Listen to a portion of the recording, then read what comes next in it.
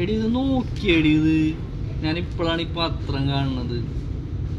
ഈ കത്രിക വയറിൻ്റെ ഉള്ളിൽ വെച്ച് മറന്നോണെങ്കിൽ അവരാരായിരിക്കണവര്?